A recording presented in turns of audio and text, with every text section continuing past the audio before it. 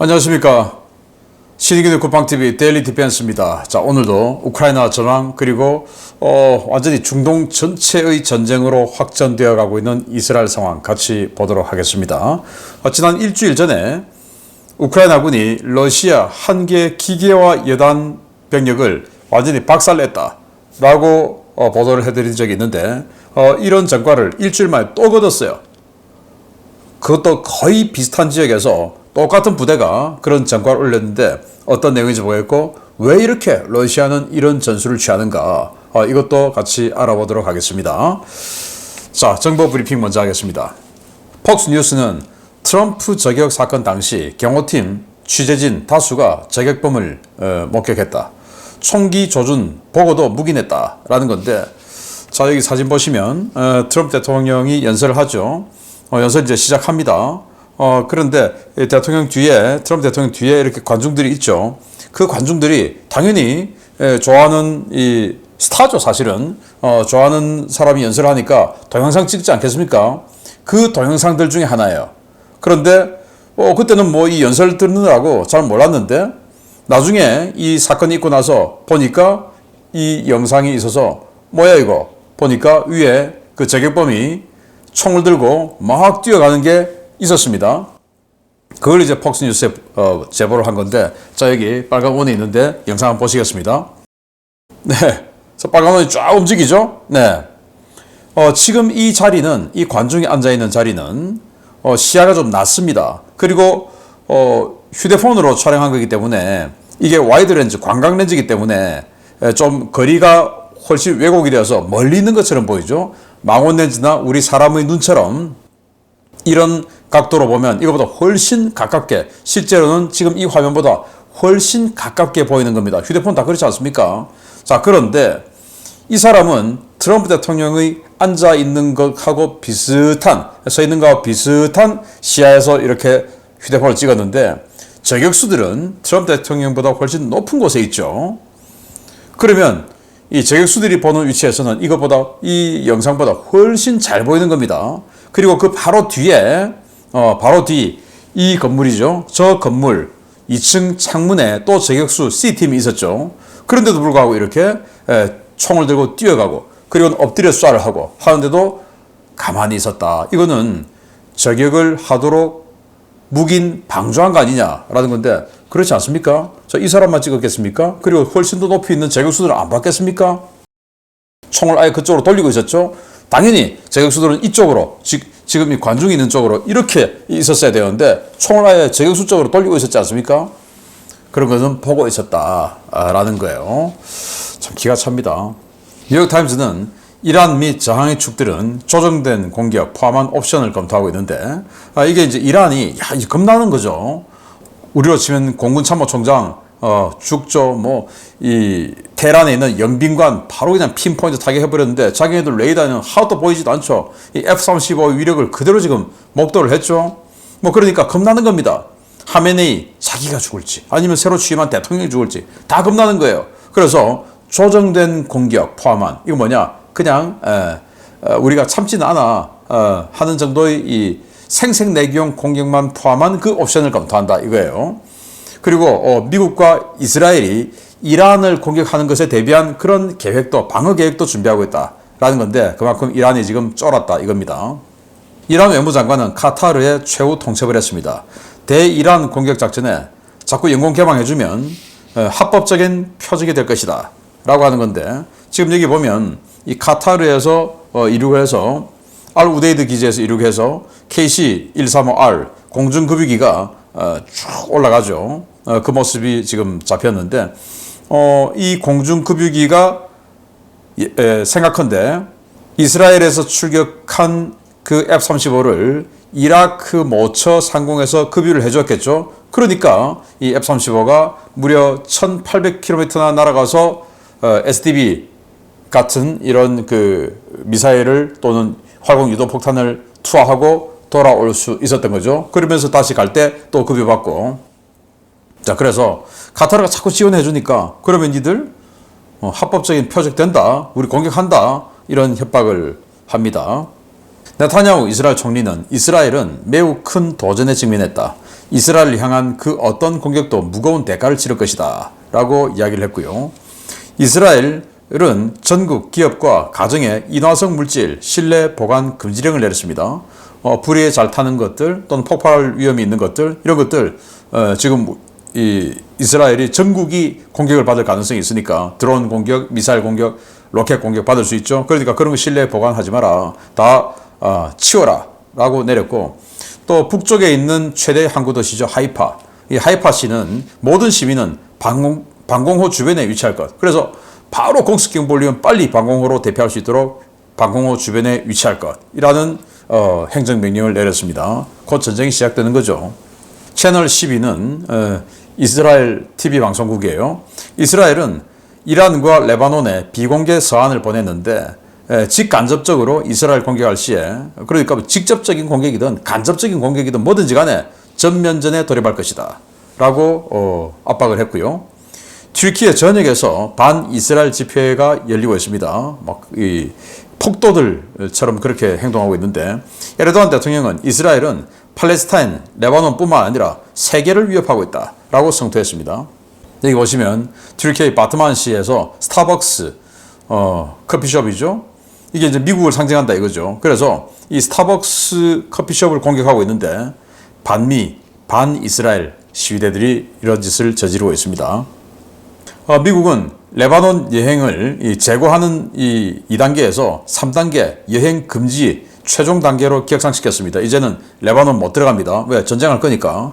그래서 현지 주민들 대피 절차를 시작했다라는 거고, 시어도 루즈벨트 항모전단이 호르무즈 해협을 통과했습니다. 원래 페르시아만에 들어가 있었죠. 그런데 지금 전쟁을 할 것 같으니까 페르시아만이라고 하는 이 이란 바로 앞마당에 좁은 바다에 시어도 루즈벨트가 있으면 이거는 뭐 완전히 그냥 집중 공격의 대상이 되겠죠. 그래서 다시 호르무즈 해협을 통과해서 오만만으로 나와서 조금 움직일 수 있는, 또 피할 수 있는 이런 곳으로 나왔다라는 건데요. 자, 여기입니다.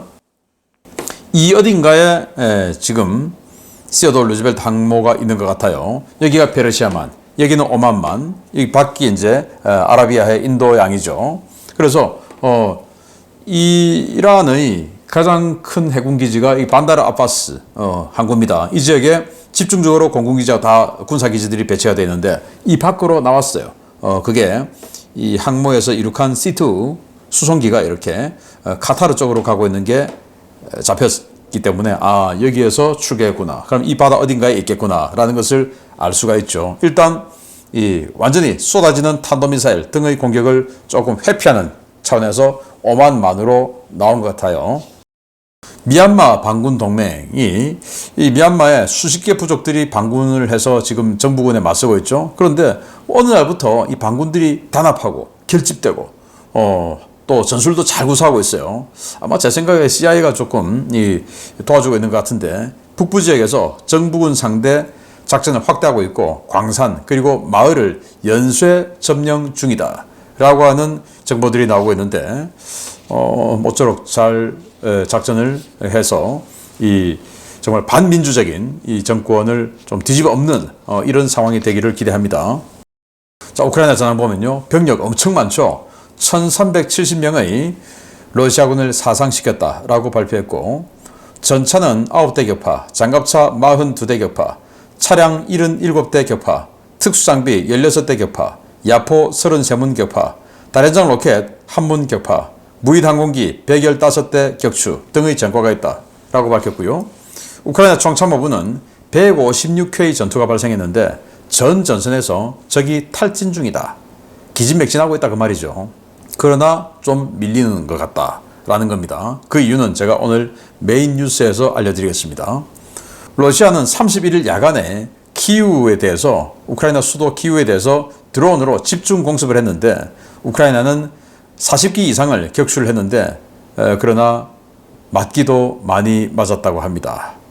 러시아는 포크롭스크 방면에서 추가 진격에 성공했다고 합니다. 보브체 마을을 점령했다고 하는데 이 돌출부 서쪽에 있는 마을인데 여기를 점령했다고 해요. 그런데 오늘 제가 알려드릴 게 이 포크롭스크 방면에서 우크라이나가 러시아 기계화 여단급 하나를 박살냈다 라고 나오는데, 뭐야 이건 또 점령당했어? 그 이유가 또 좀 이따가 나옵니다. 자, 우크라이나 군사정보국은 시리아 주둔하고 있는 러시아 기지에 기습 공격을 해서 시설을 파괴했다라고 하는데, 이 시리아 북부의 알레포 쪽에 있는 이 공군기지예요. 여기가 시리아 주둔하고 있는 러시아 군에 대한 보급 전진기지라고 합니다. 여기를 뭔가 어떤 그 사보타주 공격을 통해서 타격을 했고 뭔가를 파괴시켰다라고 하는데, 무엇을 파괴했는지는 밝히지 않았어요. 우크라이나 해군이 갑자기 뜬금없이 나타났습니다. 우크라이나 해군이 넵튠, 이 지대함 미사일이죠. 넵튠 미사일을 개조한 장거리 순항 미사일이 있습니다. 1000km 날아가는 순항 미사일이에요. 이 미사일로 쿠르스크, 러시아 본토, 우크라이나의 수미에서 마주보고 있는 러시아 본토죠. 쿠르스크에 있는 무기고를 공습해서 파괴시켰다라고 하는 건데, 여기 지금 파괴되고 있는 화염이고요. 우크라이나 해군은 지금 오데사에 밖에 없죠. 오데사에서 이렇게 장거리 순항 미사일, 넵튠 미사일 날려서 이 쿠르스크 지역의 이 지역에 있는 보급기지, 보스토치니 비행장의 보급기지를 때려버렸다라고 하는데, 이야, 대단합니다.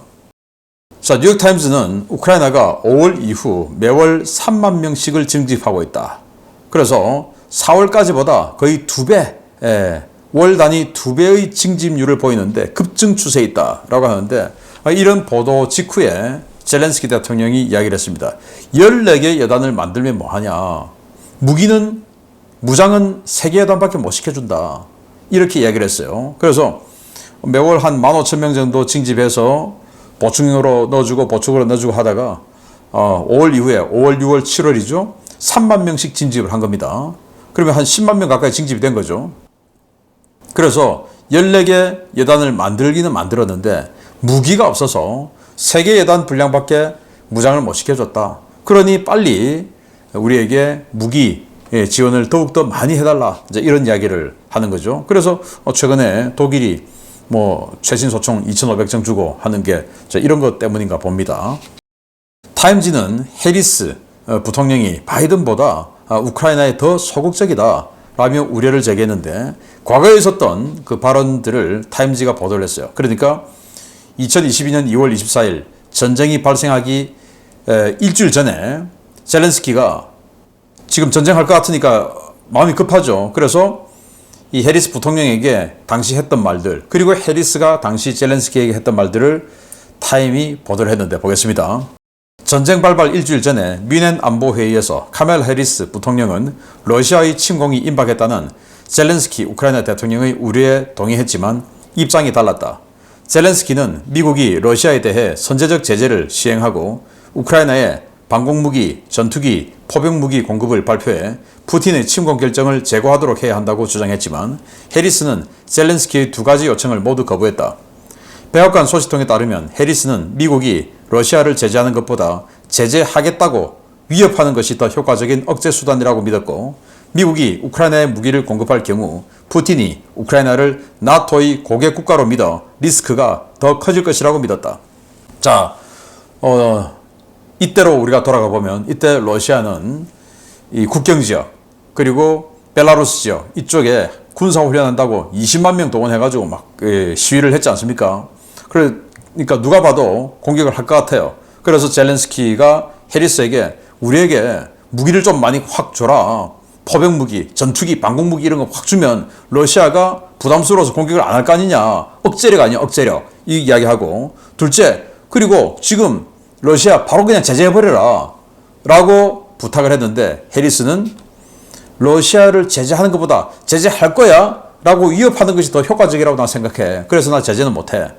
그리고 우리가 너희들에게 지금 무기를 주면, 지금 안 그래도 나토 가입한다 이것 때문에 지금 러시아가 저러고 있는데, 진짜 나토하고 커넥션이 있구나 라고 생각하고 정말로 전쟁을 더 할 거야. 그러니까 무기 안 줘. 이렇게 돼서 전쟁이 일어났다. 그러니까 해리스는 바이든보다 훨씬 더 소극적이다. 즉 해리스가 되면 전쟁이 더욱더 커질 것이다. 또 길어질 것이다. 이런 이야기를 타임지가 하는 겁니다. 저희 생각과 비슷합니다. 우크라이나 정부의 재정 문제가 심각합니다. 당연히 심각하겠죠. 공공부채 상환 보류 결정을 했는데 여러 가지 빚이 많겠죠. 해외에. 그 빚, 지금 이제 상환 일정이 돌아오는 빚들도 있지 않겠습니까? 그걸 10월까지는 못 갚아준다, 못 준다. 그러니까 빨리 이윤이들 우리에게 주기로 했던 거 빨리 주고 뭐 이렇게 해라 라는 그런 이야기를 하는 겁니다. 우크라이나군은 F-16 MLU 전투기 6대를 인수를 했는데 리비우 인근에 배치된 것이 확인되었습니다. 자, 여기 리비우 시청입니다. 시청 상공에 F-16이 날아다니고 있죠. 네덜란드가 기증해준 F-16 전투기 6대가 1차분으로 들어왔고 8월 9월 사이에 덴마크가 주는 또 6대의 전투기가 들어옵니다. 그리고 미국은 이걸 아주 강력한 최신 버전으로 업그레이드를 해줘서 수호이 35하고 붙어도 지지 않을 정도의 엄청난 능력으로 개조를 해주었습니다. 기대가 됩니다. 러시아 국가두마, 국회죠. SMO, 그러니까 이 특별군사작전 이 지역에 통신, 전자기기, 그러니까 휴대폰 이런 거 가지고 있으면 처벌한다 라고 지난주에 제가 알려드렸고, 러시아 군들이 야 그러면 우리 작전 못해. 왜? 무전이 안 터지니까. 그래서 휴대폰으로라도 지금 뭐 지휘 통신이 돼야 되는데 이거라도 없으면 우리 안 돼 라는 이런 현장의 목소리를 제가 전해드렸었죠. 그게 이제 너무 반발이 크니까 그 휴대폰 휴대처벌법에 대해서 철회했답니다. 철회했어요. 당연히 그렇게 해야 되죠. 자, 그렇지만 리스크는 또 있죠.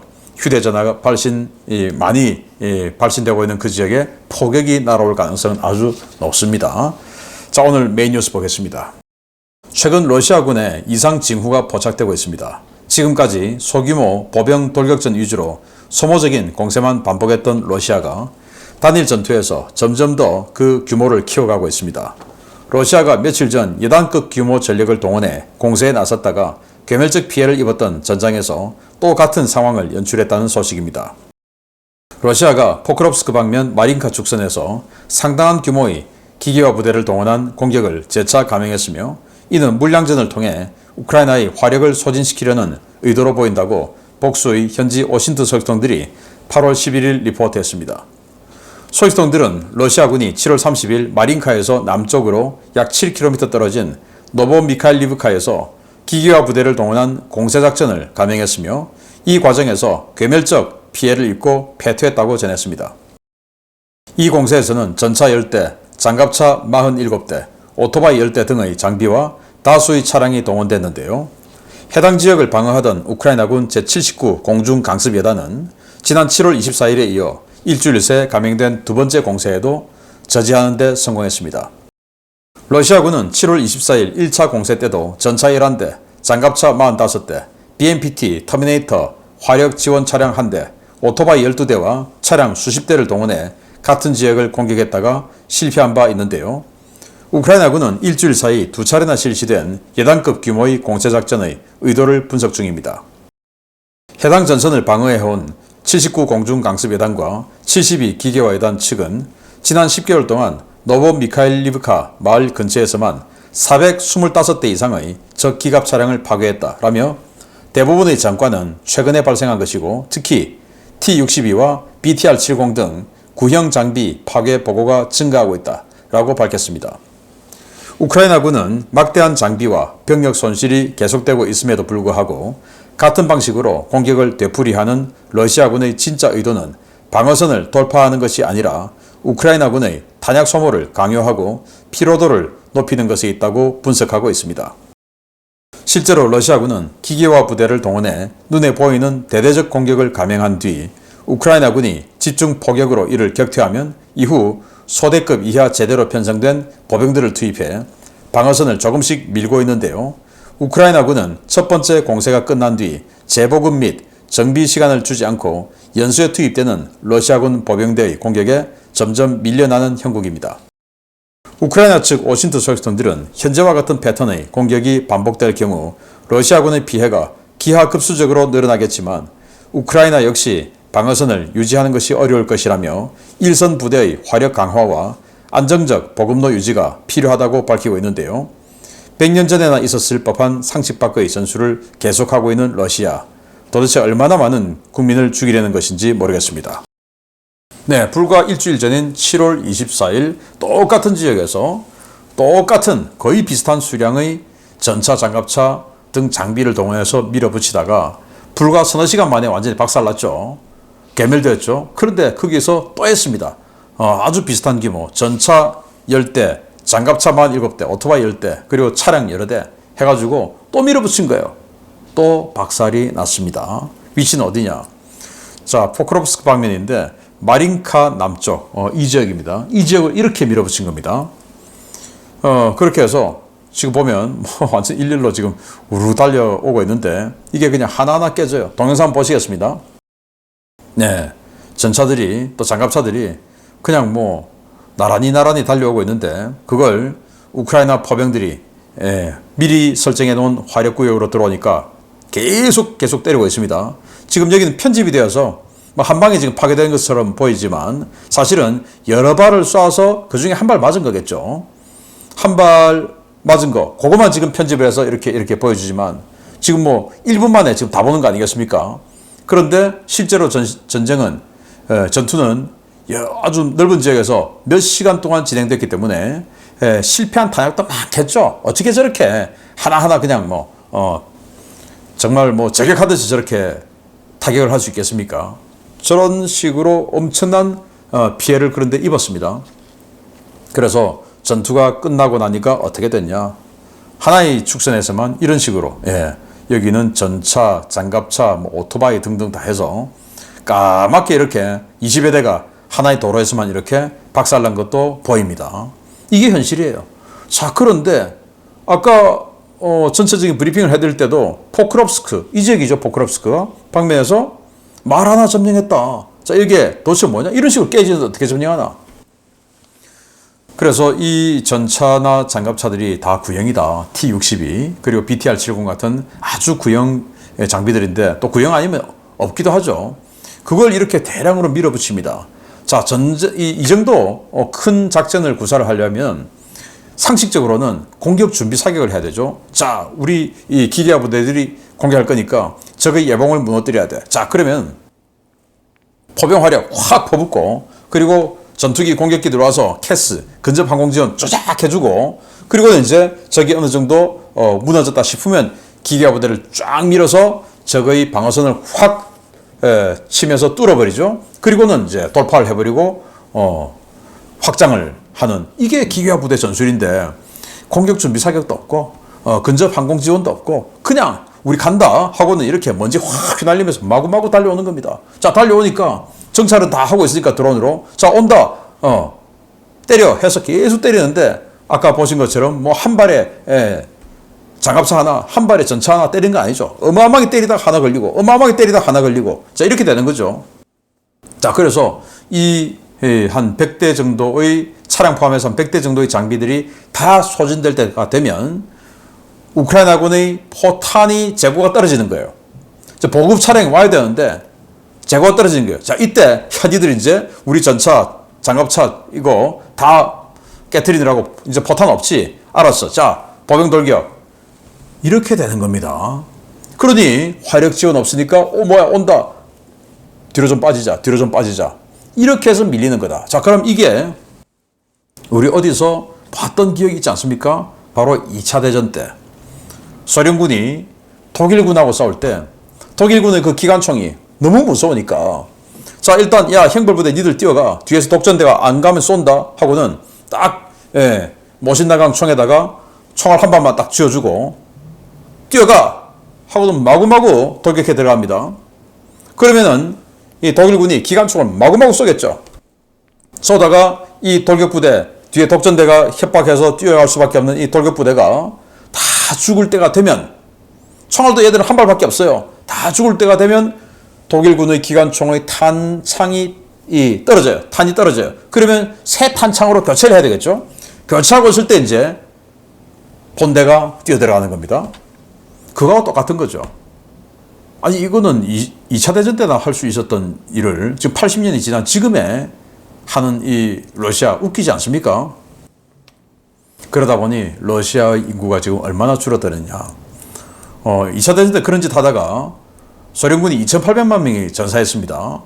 자, 그런데 지금 이 유엔의 8월 1일 날 보고한 인구 통계인데 1억 4,600만 명의 인구 중에 남자와 여자의 성비가 남자가 여성의 86%밖에 안 돼요. 평균 연령은 38.7세. 그리고 이 평균 수명은 남자는 59.8세, 여자는 73.2세. 남자 이렇게 빨리 죽어요. 환갑도 안 돼서 평균적으로 다 죽는 겁니다. 남자가. 왜? 지금 전쟁에서 지금 죽으니까. 우리나라 같은 경우에 지금 이 성비가 어떻게 되냐? 남자가 여자의 99.2%, 거의 비슷하죠. 우리나라는 지금. 그리고 올해 발표된 대한민국 이 남성의 평균 수명이 86.3세. 네, 올해 지금 돌아가시고 있는 분들의 수명이 평균적으로 86.3세더라. 여성은 90.7세 이렇습니다. 왜? 우리는 뭐 전쟁도 안 하고 의료시설 워낙 좋으니까. 여기는 환갑도 되기 전에 죽는다. 이렇게 지금 밀어넣으니까. 자, 그러면 이 뒷감당은 어떻게 합니까? 남자가, 또 젊은 남자가 이렇게 없어지는데, 정말 러시아가 80년 전에 2차 대전 때나 하던 그 상대 총알 소모 전술을 지금 21세기에 해대고 있는 이 상황. 그리고 우리 말한 게 점령했으니까 우리가 이기고 있어. 이게 마치 6.25 때 휴전협정 시작했던 그때부터 정전 될 때까지, 7월 27일 정전 될 때까지 그때 가장 많은 피해가 있었죠. 왜? 언제 휴전될지 모르니까 땅 한 평이라도 더 먹기 위해서. 지금 러시아가 딱 그 짝이 아닌가. 지금 뭐 휴전 이야기 나오니까 땅 한 평이라도 더 먹기 위해서 이 엄청난 희생을 치르고 밀어붙이고 있는 상황이다. 그러니까 2차 대전의 소련군, 그리고 6.25 휴전 협상할 때 그때 그 모습을 21세기에 구현하고 있는 러시아. 이게 말이나 되는 겁니까? 계속 알려드리겠습니다. 마치겠습니다. 감사합니다.